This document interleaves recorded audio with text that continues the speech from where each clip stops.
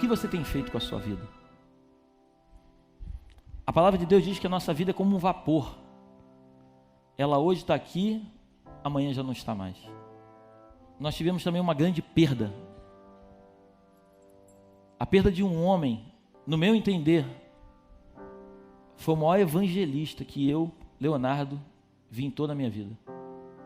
Chamado Reinhard Bonke, um alemão, um homem que pregou o evangelho na África, um homem que durante anos ele pregou o evangelho para 6 pessoas, mas ele nunca desistiu do seu chamado, e ele continuou acreditando,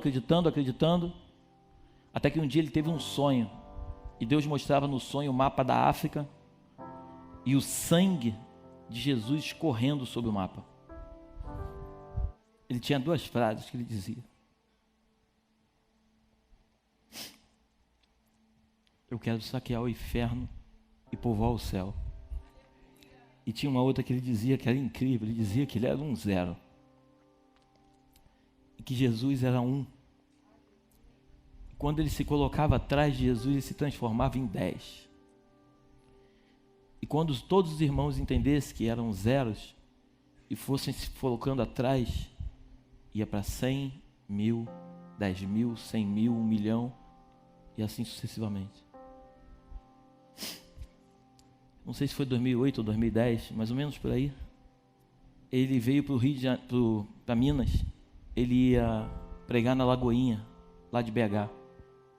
E aí nós ficamos sabendo. Eu comprei uma passagem, fui com a minha esposa, minha sogra também, né? E aí eu liguei lá para todos os hotéis para saber qual era o hotel que ele estava hospedado.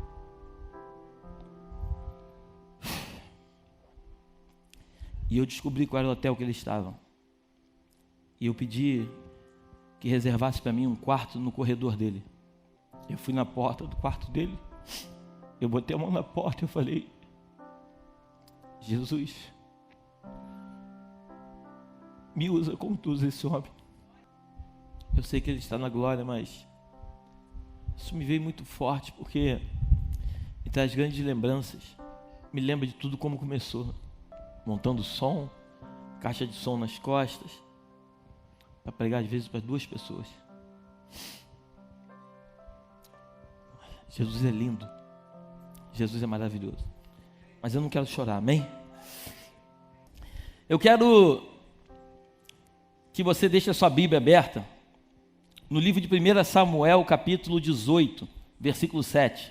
E o Senhor trouxe ao meu coração um tema para essa mensagem que diz assim: faça a sua parte, o resto Ele faz. Se você fizer a sua parte, tenha certeza que a dele Ele não vai deixar de fazer. Mesmo que você não faça a sua, tenha certeza que Ele vai fazer dele. Amém? As mulheres se alegravam e cantando alternadamente diziam: Saul feriu os seus milhares, porém Davi os seus 10 milhares. Então Saul se indignou muito, pois estas palavras lhe desagradaram em extremo, e disse: 10 milhares deram elas a Davi, e a mim somente milhares. Na verdade, que lhe falta senão o reino? E para fechar o 9 diz assim: daquele dia em diante, Saul não via a Davi com bons olhos. Tem uma versão, se eu não me engano é Almeida, ela diz que daquele dia em diante, Saul teve ciúmes de Davi. Feche seus olhos, por favor, e coloque a mão sobre o seu coração. Espírito Santo, desde a hora dos louvores, eu pude sentir a tua presença. Eu não sei o que tu vais fazer nesta noite, mas eu sei que tu farás coisas grandiosas no nosso meio. Eu posso sentir a tua presença de uma forma tão forte aqui neste altar. O meu desejo junto com os meus irmãos é que esta noite seja uma noite que venha ficar na memória dos teus filhos. Eu te peço, não permita de modo nenhum que algum tipo de sentimento meu venha atrapalhar aquilo que tu tens para fazer nesta noite. Mas me exclui por completo deste altar e fala através dos meus lábios. É o que eu te peço e te agradeço, no nome de Jesus. Amém. Dê um aplauso bem forte aqui. A Bíblia diz que o povo de Israel, eles eram julgados pelos juízes, amém? Deus levantava sempre um profeta, levantava um juiz, e esse juiz, ele julgava o povo. Tem um momento em que o povo começa a pedir um rei, e aí Deus levanta um homem chamado Saul. Ali começava a monarquia. Ali começava Israel a ter o seu rei.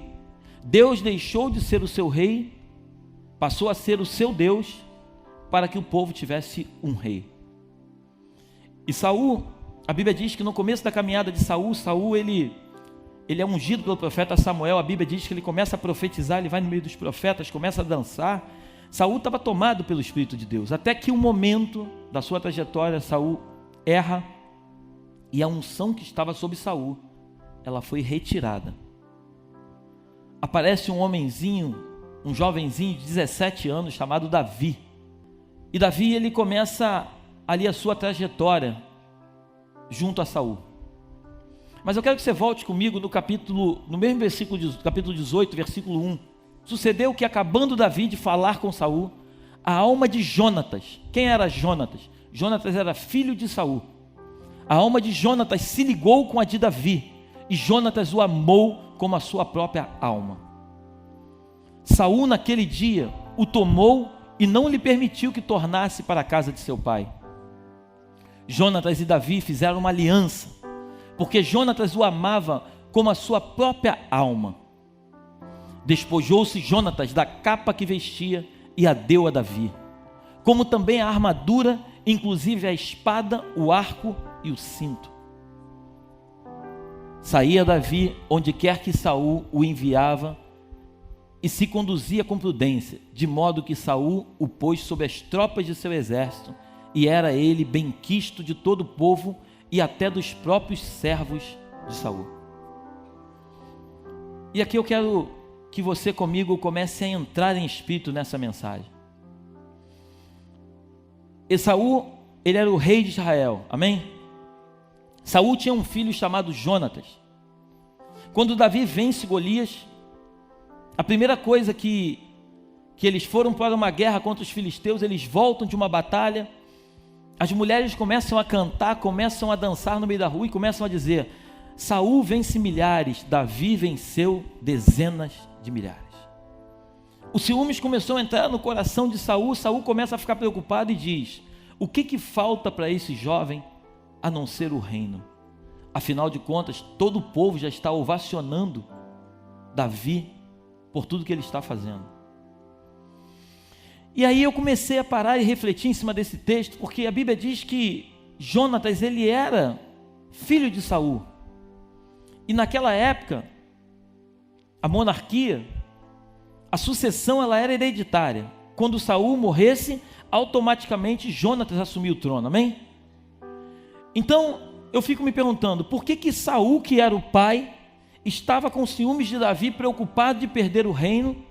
O próprio Jonatas, que era filho, não tinha a mesma preocupação, pelo contrário, ele tirou as suas coisas, os seus pertences, e entregou para um homem que na verdade estava chegando para tomar a sua posição. E baseado nisso, o Senhor me fez entender dois tipos de pessoas no mesmo texto. Saul, um homem que tinha ciúmes de Davi, que tinha o trono, mas que na verdade já havia perdido a unção, que a preocupação de Saul não era mais governar o povo, mas sim buscar a morte de Davi. E aí chega um momento que eu quero que coloque também, 1 Samuel capítulo 20, versículo 12 ao 16. E disse Jonatas a Davi: o Senhor, Deus de Israel, seja testemunha, amanhã ou depois de amanhã, a essas horas sondarei meu pai, e se algo houver favorável a Davi, eu te mandarei dizer. Mas se meu pai quiser fazer-te mal, faça com Jonatas o Senhor o que este aprouver. Se não tu fizer saber eu, e não te deixar ir embora, para que sigas em paz, e seja o Senhor contigo, como tem sido com meu pai. Se eu então ainda viver, porventura, não usarás para comigo de bondade do Senhor, para que não morra, nem tampouco cortarás jamais da minha casa a tua bondade, nem ainda quando o Senhor desarraigar da terra todos os inimigos de Davi. Assim fez Jonatas aliança com a casa de Davi, dizendo: vingue o Senhor os inimigos de Davi. Jonatas faz uma aliança com Davi. Davi, se eu não estiver mais aqui, você vai me prometer que você vai honrar aqueles que são da minha casa. Eu vou falar com meu pai e vou entender se o meu pai ele tem alguma coisa realmente contra você. Se ele tiver, eu vou te contar. Se ele não tiver, eu também vou te contar. Fique tranquilo que eu vou ser fiel a você e eu não vou mentir em momento algum, Davi, porque eu tenho uma aliança contigo. E aí quando você começa a ler as escrituras, você vai perceber lá na frente, 2 Samuel capítulo 4, versículo 4, coloca para mim por favor. Jonatas, filho de Saul, tinha um filho aleijado dos pés. Era da idade de 5 anos quando de Jezreel chegaram as notícias da morte de Saul e de Jonatas. Então sua ama, sua babá, o tomou e fugiu. Sucedeu que, apressando-se ela a fugir, ele caiu e ficou manco. Seu nome era Mefibosete.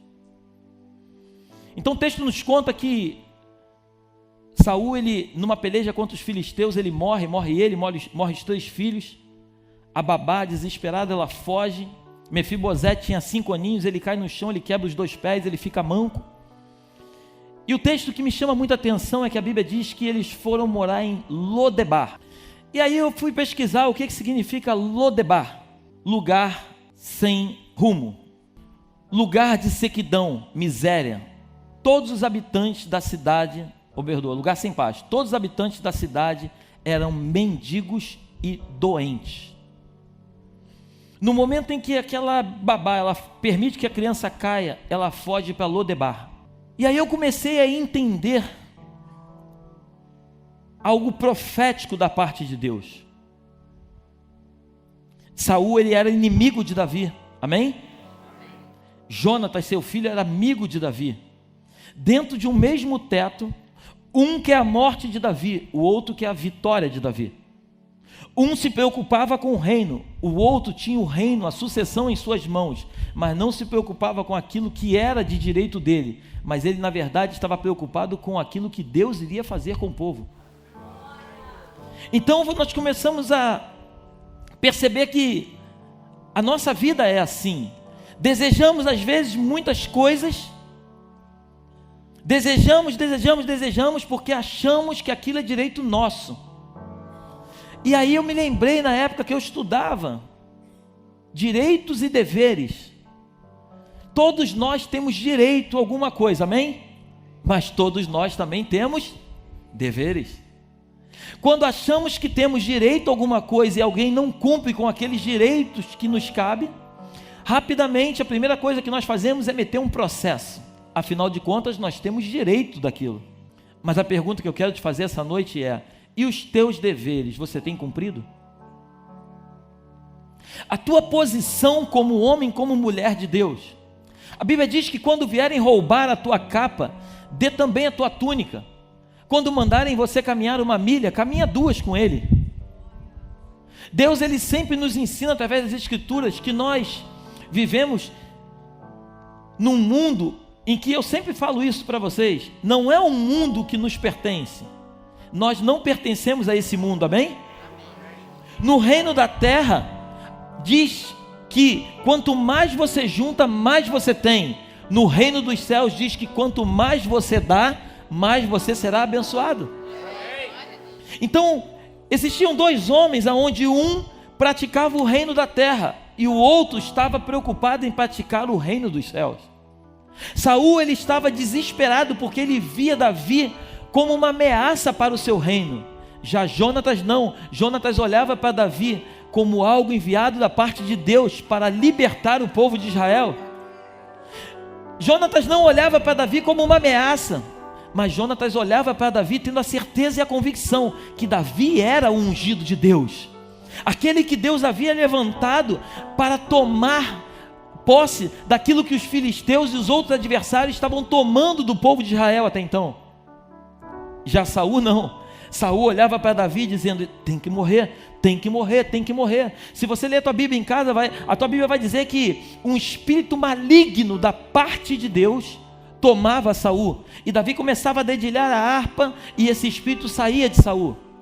Então Saul a todo momento ele queria destruir Davi, porque Davi era uma ameaça para Saul. Já Jonatas não. Jonatas olhava para Davi dizendo o seguinte: Davi, eu tenho uma aliança contigo, cara. Não importa se você vai ser o rei, não importa que você vai tomar o meu lugar, mas eu tenho uma aliança contigo, Davi. E a minha aliança contigo, ela não é uma aliança que veio da terra. A minha aliança contigo, Davi, é uma aliança que veio do céu. Davi, eu olho para você, eu não consigo ver você como uma ameaça, roubando o lugar que era meu. Mas eu olho para você, Davi, e eu vejo Davi, você, como uma ferramenta de Deus para mudar a história desse povo. Quando nós olhamos para os nossos irmãos com o mesmo sentimento que Davi tinha, que Saul tinha no coração, que essa palavra é um dos piores sentimentos que existem, chamado ciúmes. Ciúmes é um sentimento maligno que tem atrapalhado, que tem destruído várias famílias. Um sentimento que tem atrapalhado e destruído várias sociedades. Deixa eu te dizer uma coisa nesta noite, em nome de Jesus: arranca esses ciúmes de dentro do teu coração. O ciúmes é algo do maligno. Quando você tem ciúmes de alguém, você não está destruindo alguém, você está destruindo a si mesmo. Deixa eu te dizer mais uma coisa: nada pertence a você, nem tampouco a tua mulher ou o teu esposo pertence a você. Tudo isso é propriedade exclusiva do Senhor. O marido que Deus te deu para você usufruir dele. A mulher que Deus te deu para você usufruir dela. Os filhos que Deus te entregou para você cuidar deles, não para você, mas para Ele. E quando esse sentimento sair de você, você vai começar a entender verdadeiramente o Deus a qual você serve. E aí você, ao invés de nutrir um sentimento como Saul, você vai nutrir um sentimento como Jonatas.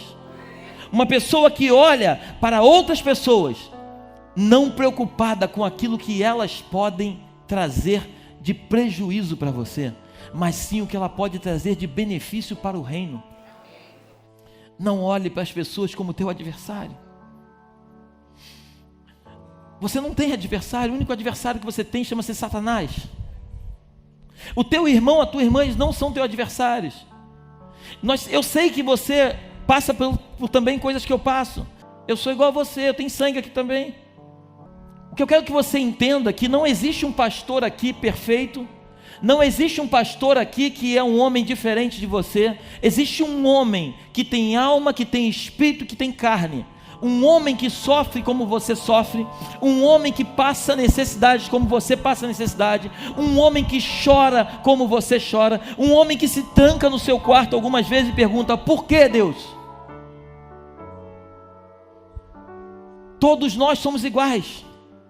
Não existe diferença de um para o outro. O que eu carrego é o mesmo que você carrega. A única diferença que tem entre você e outras pessoas da igreja é que alguns buscam mais, outros buscam menos. Só essa a diferença. A diferença é que quem busca mais encontra mais, quem busca menos encontra menos. Se eu pego aqui agora um objeto e eu falo: vamos brincar de pique-esconde, e eu escondo um objeto dentro da igreja, e aqueles que começam a procurar no primeiro momento desistem de achar, esses jamais encontrarão esse objeto. Mas vão existir outras pessoas que vão ficar lutando até o dia seguinte, até encontrar o objeto que foi guardado, e essas pessoas vão encontrar. Porque tudo na vida é perseverança, tudo na vida é determinação. Quando você é determinado, você alcança o teu objetivo. Quando você começa a buscar alguma coisa, você para no meio do caminho, você nunca vai conseguir entender aquilo que Deus tem para você. Mefibosete, ele sofreu um acidente, ele caiu e ele ficou manco. Mefibosete foi morar em Lodebar, lugar de miséria, lugar sem pasto, lugar onde doentes, mendigos moravam. Em outras palavras, Mefibosete foi morar na escória do mundo. Mefibosete, que era neto de Saul, filho de Jonatas, tinha uma herança sobre ele, e de repente tudo foi roubado de Mefibosete.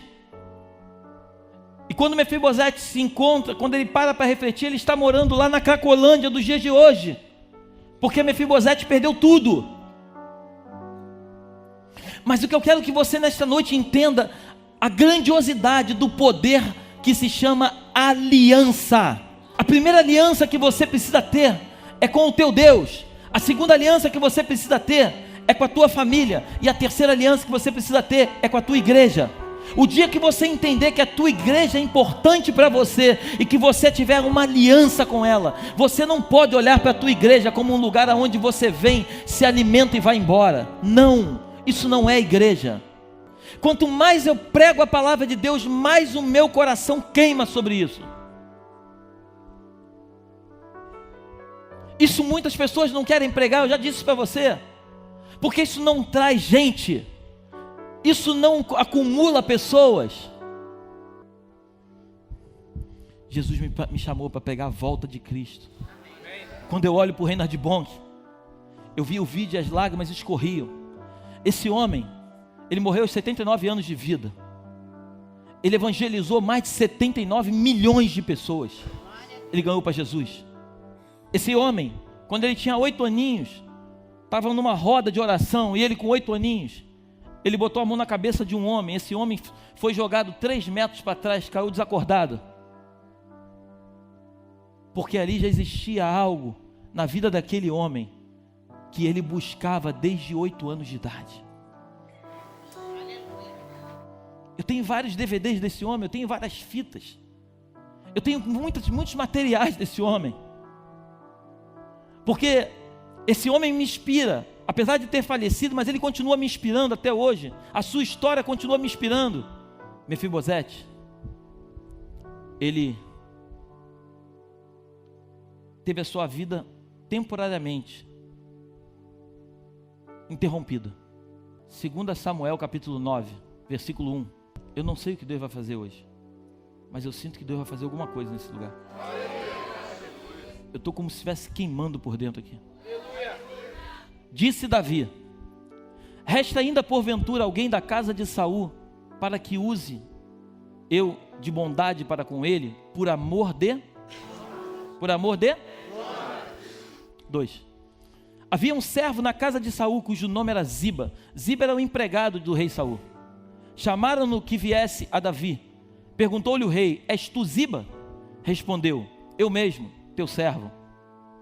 Disse-lhe o rei: não há ainda alguém da casa de Saul, para que eu use de bondade de Deus para com ele?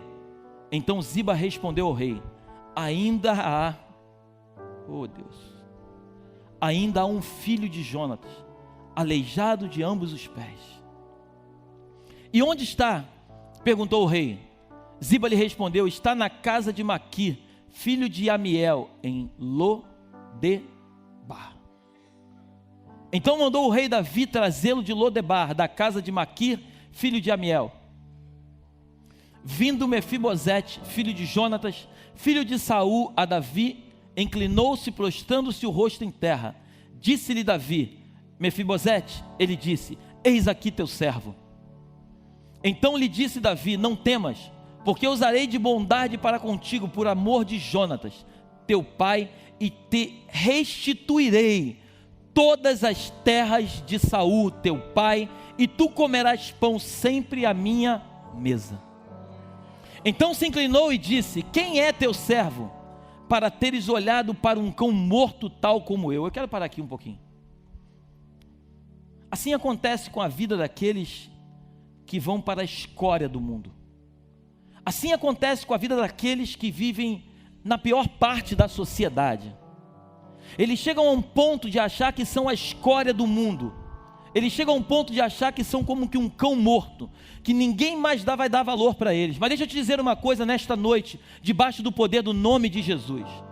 Mesmo que a sociedade possa olhar para você e não dar o verdadeiro valor que você merece, mesmo que as pessoas te rejeitem, mesmo que todos virem as costas para você, eu quero te dizer uma coisa no nome de Jesus: o teu Deus, ele não dorme, e aonde quer que você possa se encontrar, pode ser até em Lodebar, pode ser até na Cracolândia, mas os olhos do teu Senhor estão fitos em você, e no momento oportuno ele vai fazer como ele fez na vida de Mefibosete. Ele vai mandar alguém lá te buscar. te buscar no lamaçal, no final do poço. Sabe por quê? Porque você é precioso para Ele. Você é preciosa para Ele. Deus, quando fez você, Ele não fez você de qualquer jeito. A Bíblia diz que Ele fez você a imagem e semelhança dEle. Tudo que Ele faz é perfeito, e você não poderia ser diferente. Então, por mais que você possa estar vivendo a pior fase da sua vida, eu quero nessa noite, como um profeta de Deus, me levantar para te dizer: não importa como se encontra a sua mente, saia daqui nesta noite tendo a certeza que Deus te levantou para te colocar em lugares altos. A Bíblia diz que Ele tira do monturo e do pó desvalido, e Ele coloca para sentar como príncipes, porque você é um príncipe, você é uma princesa. Glorifica a Deus no teu lugar.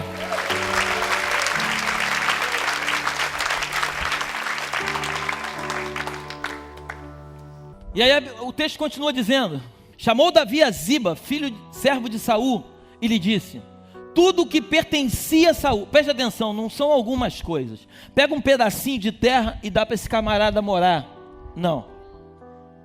Tudo o que pertencia ao rei Saul, tudo é tudo que pertencia a Saul e toda a sua casa, dei ao filho de teu senhor. Trabalhar-lhe-ás, pois a terra, e tu e teus filhos e teus servos, e recolherás os frutos para que a casa de teu senhor tenha pão que coma. Porém, Deus é incrível.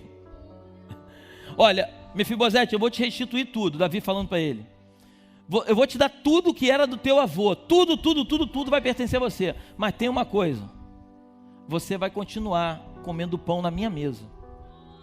Você vai continuar usufruindo do banquete do rei. Porque por mais que você possa ter ido morar em Lodebar, o teu lugar nunca foi Lodebar. Lodebar foi uma passagem na tua vida. O teu lugar de fato é no palácio, é comendo as iguarias do rei, é vivenciando a plenitude daquilo que o Pai tem para você. E eu estou falando de um rei que é terreno, que é Davi.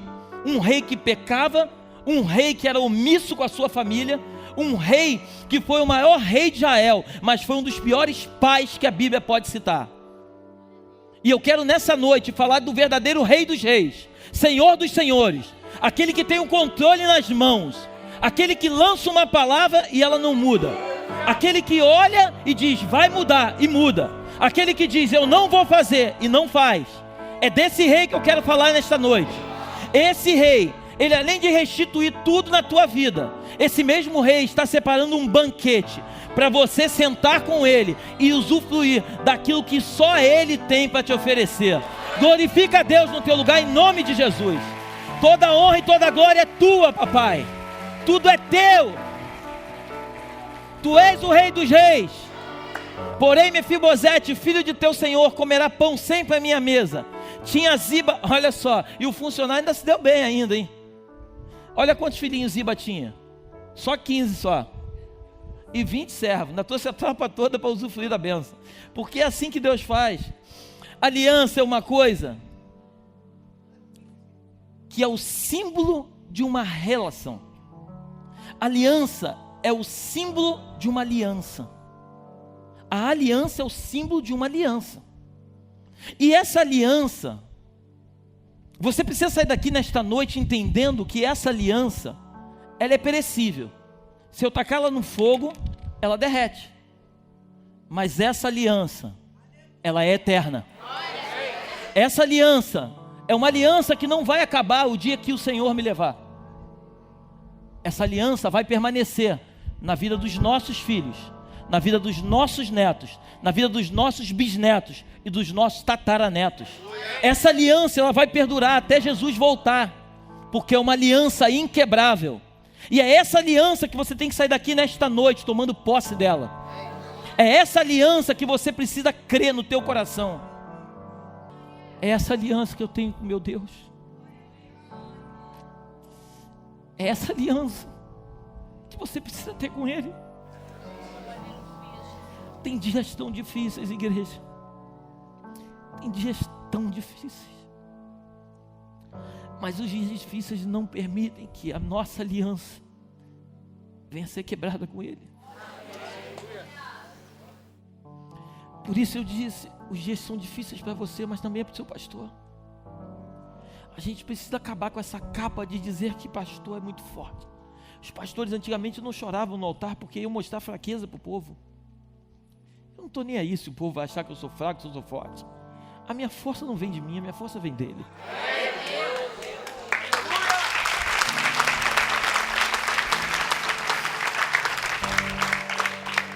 A Bíblia diz, eu não sei a tua, a minha Bíblia diz que quando Jesus chegou ali em Betfagé, ele olhou, a Bíblia diz que ele chorou.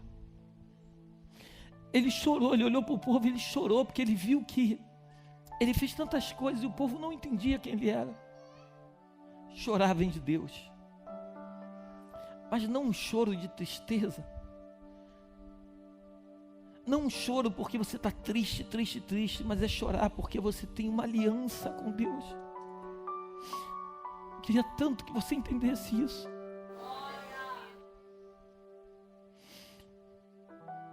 Eu queria tanto que nessa noite o Espírito de Deus te revelasse tantas coisas.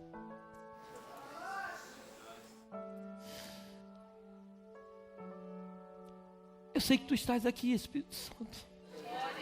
Eu posso sentir a tua presença. Toma a tua igreja. Visita os teus filhos com poder e graça nesta noite.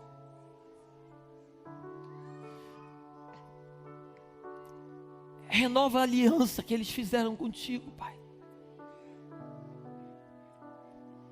Todo sentimento que até então estava esquecido no coração deles, que o teu Espírito possa trazer ao entendimento.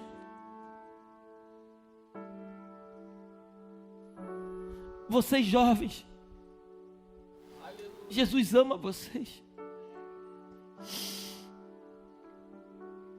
Vocês jovens, reflitam sobre tudo que Deus tem para fazer na vida de vocês.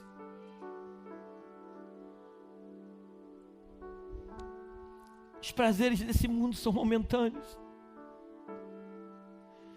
mas a aliança com Cristo é eterna.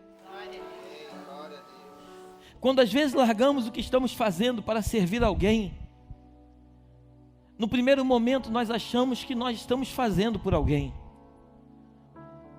mas aí depois nós percebemos que esse alguém, por mais que esteja sendo servido por nós, eles é que estão nos abençoando. Por isso que Jesus ele diz que é melhor dar do que receber. Só vai entender isso quem não vive nesse plano terreno, mas que vive num plano espiritual. Só vai entender isso aqueles que realmente têm um propósito no coração santo para com Deus. Quando você olha para uma pessoa e que você cuida, e no final ainda toma uma punhalada, você fica muito triste, mas depois você vai perceber que na verdade Deus não estava querendo cuidar dele, Deus estava querendo cuidar de você. Existem pessoas que por mais que você faça, elas nunca vão reconhecer o que você faz. Mas deixa eu te liberar uma palavra nessa noite. Você nunca precisa de reconhecimento dos homens, porque os homens nunca vão reconhecer quem você é. O teu reconhecimento verdadeiro vem do Senhor.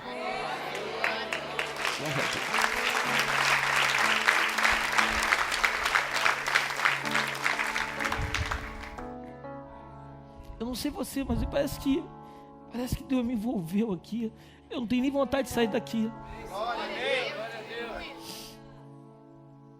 E eu precisava tanto desse momento.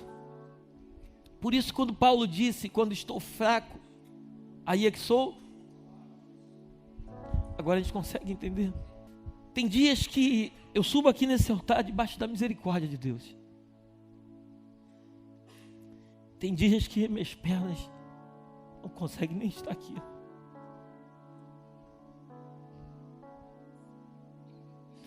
Eu vejo como Deus me ama, como Deus te ama.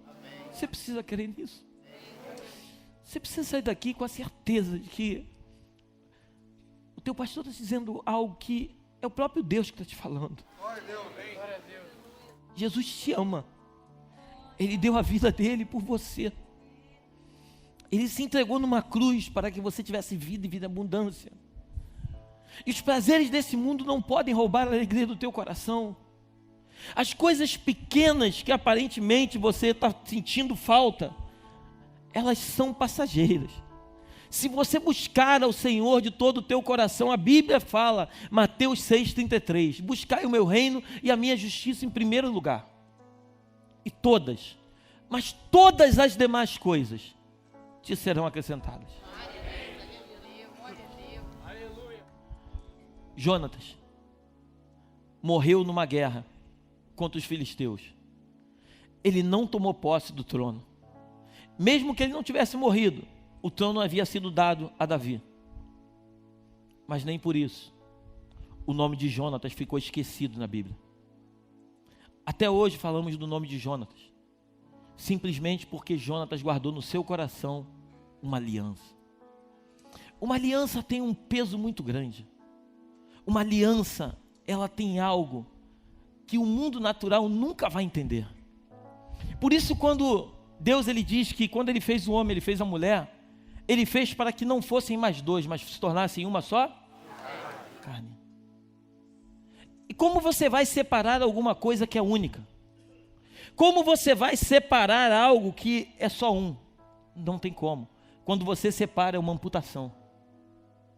É como se estivesse perdendo um braço, uma perna, uma cabeça.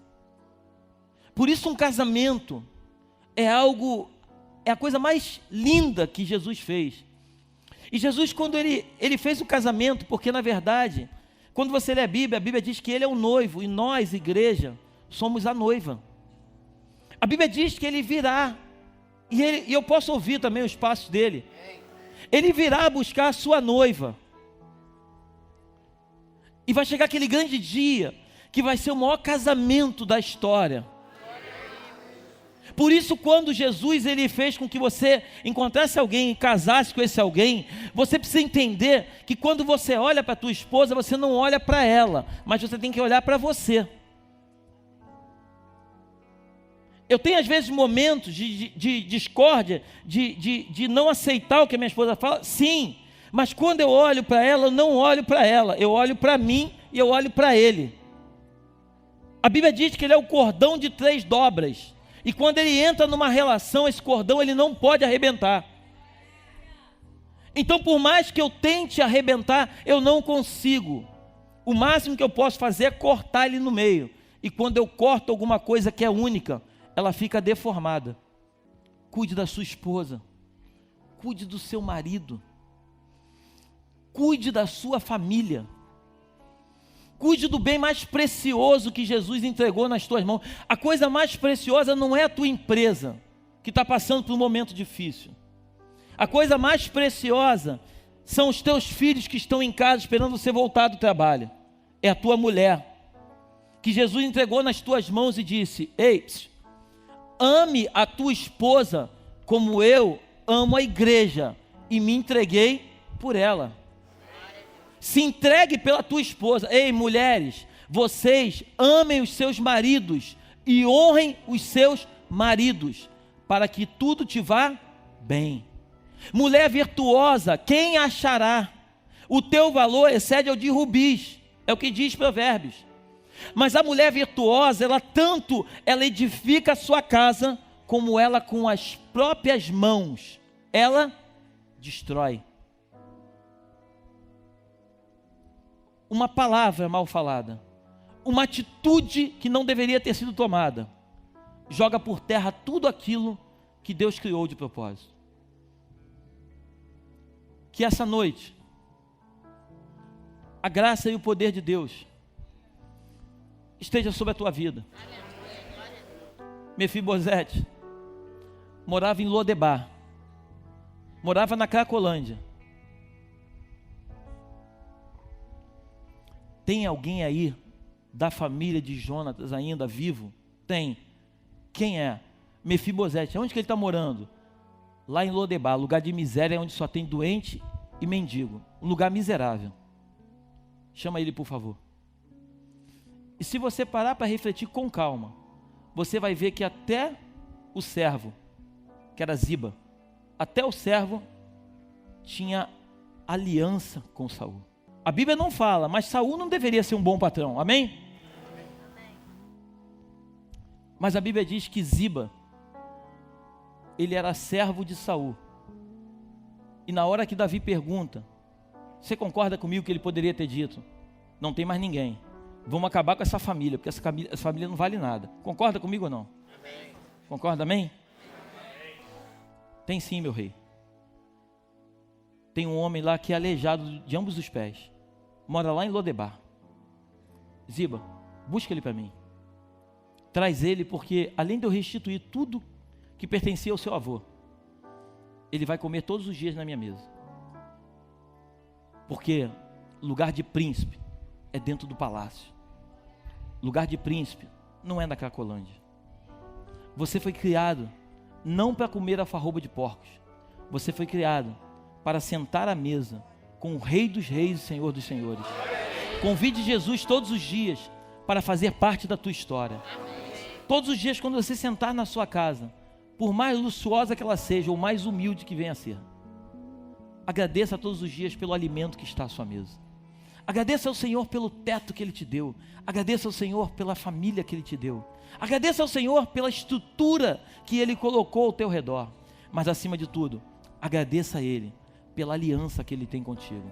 Que Deus te abençoe nessa noite em nome de Jesus. Glória a Deus.